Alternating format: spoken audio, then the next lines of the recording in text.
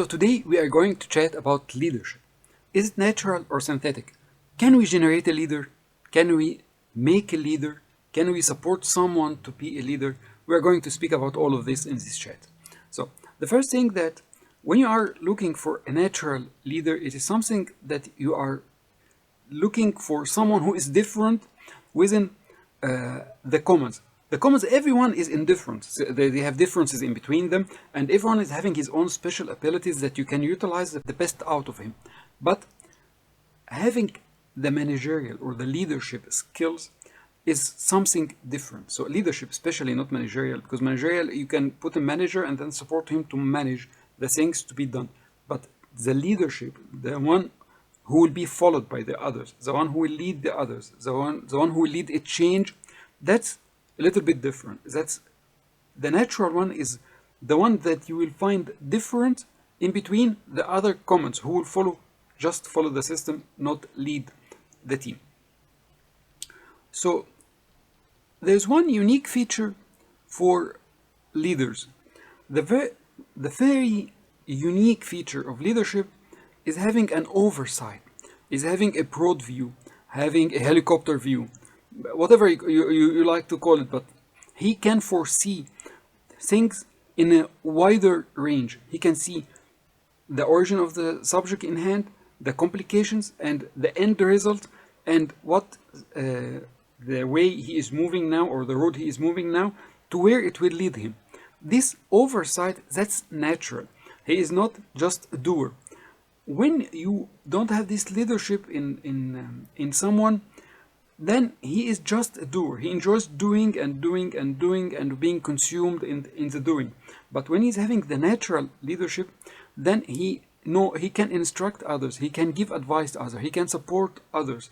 You can find this naturally with the common example of the team of young age or children playing a match, and they are split into two teams, and each team is having a leader, and the leader, he directs the team, he leads. He's having some competitive advantage of seeing that it's better that you go this way, you play as the goalkeeper, you play as a defense, you play in the front, we will make a duet together, and then we will score a goal, and so on. A team missing a leader will not win the match. So that's what we mean by a natural leader. In life, it's, if you like to make an analogy with life, how you can lead your life, and you have leadership skills in your life, that's when you have clarity. When you have clarity about your target, when you have clarity about your capabilities, when you have a clarity of what you are doing now, and you are clear that what you are doing now will take you to your target. So you know your target, and you know what you are doing now, and you know that the road you are taking will take you to your target. Otherwise, if you cannot lead your life efficiently, then you cannot lead other people's lives efficiently, and so you cannot lead at work efficiently. Many people are, it's not bad, but I'm looking for someone different, someone as a leader. So I'm not saying that the one who is not a leader is bad. No, he is great, but he isn't great for not leadership position. So many people are consumed by the doing and doing repeated tasks and so on. Very little people who can look for doing things different, how to improve things, what is the complication. Many people are consumed by the road they are moving in, and they end up in another result, or a different result, maybe that they don't need or they don't want, but simply they were consumed in the doing and continued in the doing, and after some time they found themselves on another track, not reaching to their target.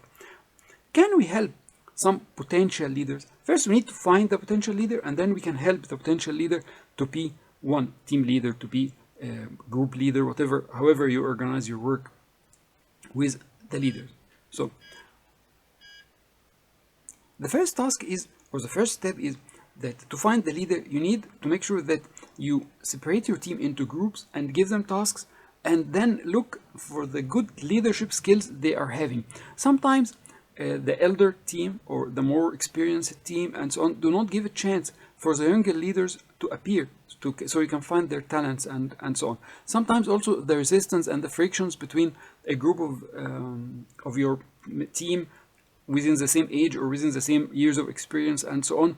This resistance and friction will prevent your team from, or will prevent the true natural leaders from popping up, and then so he can find them. So, and with the pressure of the load and the load of the work and so on, it's difficult to find them clearly. So it's good if you can divide your team into small groups, shuffle the group leaders, and monitor them for the leadership skills and soft skills we are going to speak about at the end of this chat.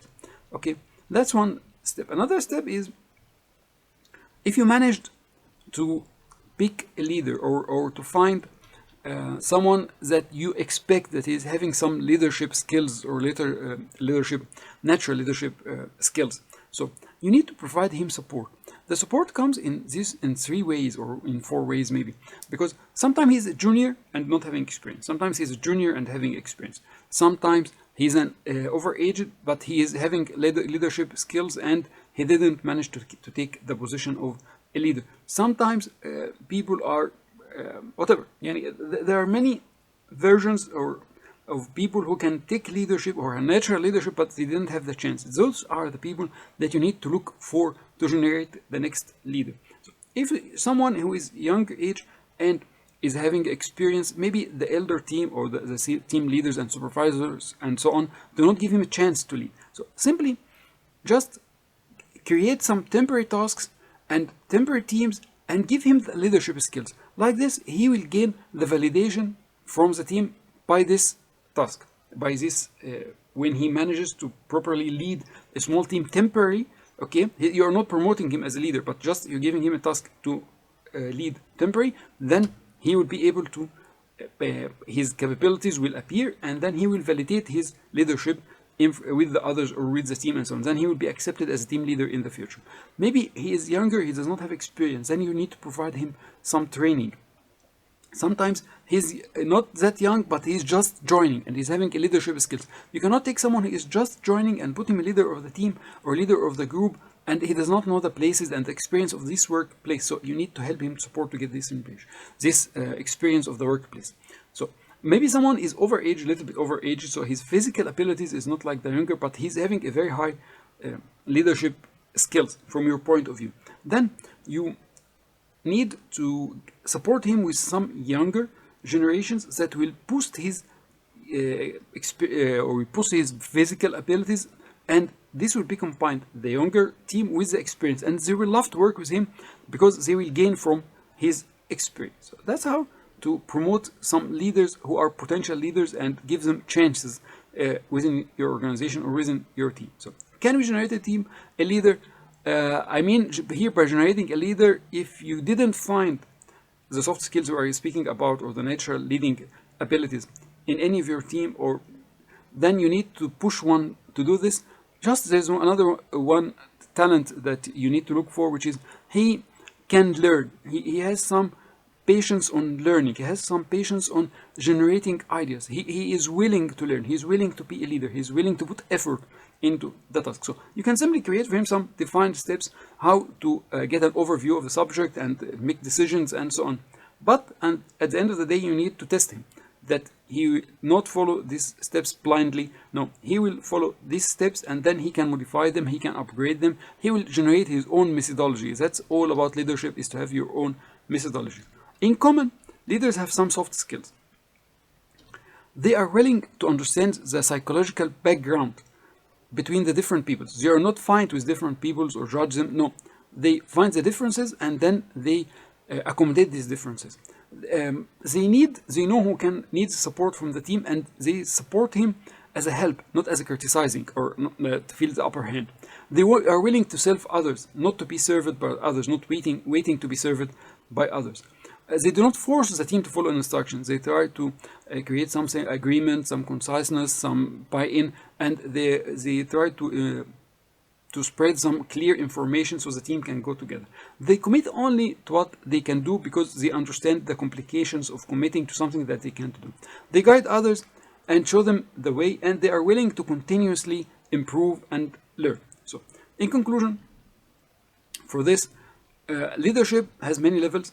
They have many skills, and you can generate a leader, you can support someone to be a leader, and you need to pick your leaders based on the skills that we had seen together, and based on the one fundamental talent that we said that he need to have a broader view or helicopter view or holistic view, whatever you like to call it, over the tasks and over the team and over his life and over the knowledge, the tasks, the activities, and so on. So if you feel that you need any support with this, you feel that you need to learn more about all these topics, you have our YouTube channel. You can subscribe and follow our free learning available there on our blog, also the free learning there. You find all the links in the description box. You can join one of our trainings on Udemy, and you can go directly to Fiverr and ask for some services on Fiverr, or directly contacting us for custom offers.